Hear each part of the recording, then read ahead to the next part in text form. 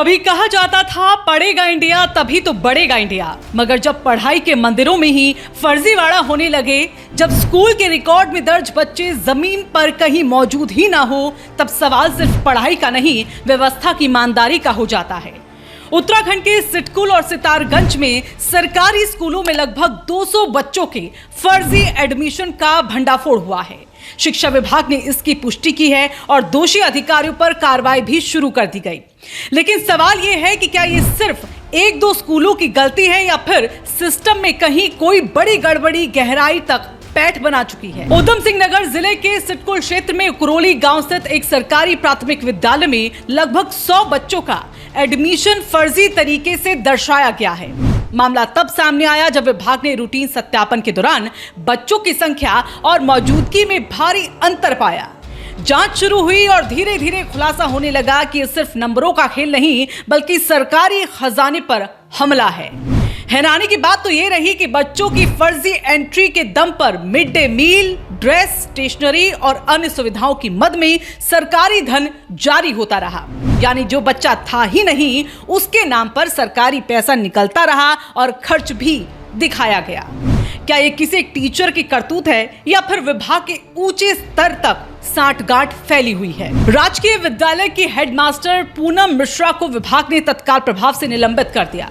जिला शिक्षा अधिकारी हरेंद्र मिश्रा ने खुद इसकी पुष्टि की। जांच रिपोर्ट के मुताबिक लगभग 3 महीने से इस पूरे मामले की पड़ताल चल रही थी। अब बता दें आपको कि अपार आईडी सत्यापन के दौरान ये सामने आया कि 200 बच्चों के नाम और हाजिरी पूरी तरह फर्जी है। ऐसा एक और मामला सितारगंज नगर से सामने आया, जहां रामलीला मैदान के पास स्थित प्राथमिक विद्यालय में भी 100 बच्चों का फर्जी एडमिशन दर्शाया गया है। अब शिक्षा विभाग इस बात की जांच कर रहा है कि इन बच्चों के नाम पर किन किन मदों में कितनी राशि खर्च की गई और इसकी जिम्मेदारी किसकी है। जवाबदेही तय करना जरूरी है, पर उससे भी ज्यादा जरूरी है ये समझना कि ये सब हो कैसे गया। क्या शिक्षा विभाग की निगरानी इतनी कमजोर है कि महीनों तक फर्जी आंकड़े रजिस्टर में चलते रहे और किसी को भनक तक ना लगी? सरकारी आंकड़ों के मुताबिक एक छात्र पर सालाना हजारों रुपए खर्च किए जाते हैं। मिड डे मील, यूनिफॉर्म, किताबें, स्कॉलरशिप जैसी योजनाओं के जरिए। मगर जब ऐसे फर्जी एडमिशन सिस्टम में मौजूद हों तो वो पैसा सीधे भ्रष्टाचार की जेब में चला जाता है। ये सिर्फ शिक्षा का नुकसान नहीं, जनता के टैक्स की बर्बादी है। उत्तराखंड में सरकारी स्कूलों की हालत पहले से ही चिंताजनक बनी हुई है। कई स्कूलों में शिक्षक नहीं है, कई स्कूल भवन जर्जर हालत में हैं। बालाघाट, बागेश्वर, टिहरी जैसे क्षेत्रों में ऐसे सरकारी स्कूल हैं जहां एक ही शिक्षक पूरे स्कूल को चला रहा है। वहीं छात्रों की संख्या तेजी से घट रही है क्योंकि अभिभावक अपने बच्चों को निजी स्कूलों में भेजने को मजबूर हो रहे हैं। ऐसे ही एक सरकारी स्कूल की हाल ही हालत हमने आपको एक रिपोर्ट में दिखाई थी, जहां सिर्फ एक बच्चा पढ़ता है लेकिन उसको पढ़ाने के लिए 7 शिक्षक और बाकी स्कूल का स्टाफ है। लेकिन बावजूद उसके 10वीं बोर्ड में वो बच्चा ना सिर्फ फेल हुआ बल्कि 10 से भी अंक लाकर इस व्यवस्था पर ही सवाल खड़े कर दिए।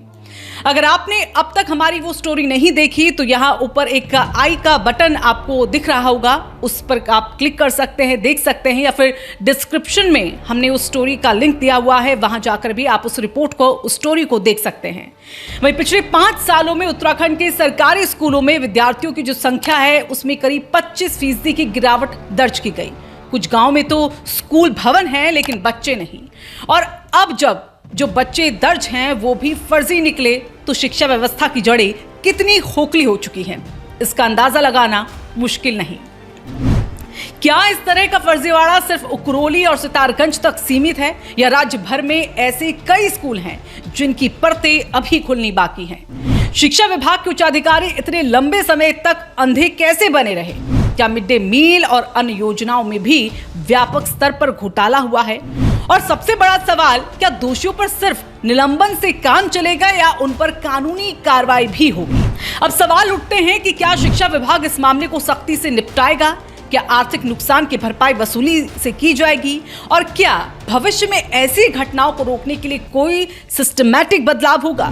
शिक्षा केवल किताबों तक सीमित नहीं होती, ये चरित्र गढ़ती है, देश बनाती है। लेकिन जब शिक्षक और प्रशासन ही फर्जीवाड़े में लिप्त हो जाएं, तो ये न केवल बच्चों का बल्कि पूरे समाज का विश्वास तोड़ने जैसा है। उम्मीद है कि ये खुलासा एक चेतावनी बनेगा और भविष्य में ऐसे किसी भी फर्जीवाड़े के लिए सिस्टम पहले से ही तैयार खड़ा रहेगा। फिलहाल हमारी टीम इस मामले पर नजर बनाए हुए है और अगर आपके इलाके में भी सरकारी स्कूल से जुड़ी हुई कोई अनियमितताएं आती हैं तो आप हमें बता सकते हैं, आप हमें मैसेज कर सकते हैं, मेल कर सकते हैं।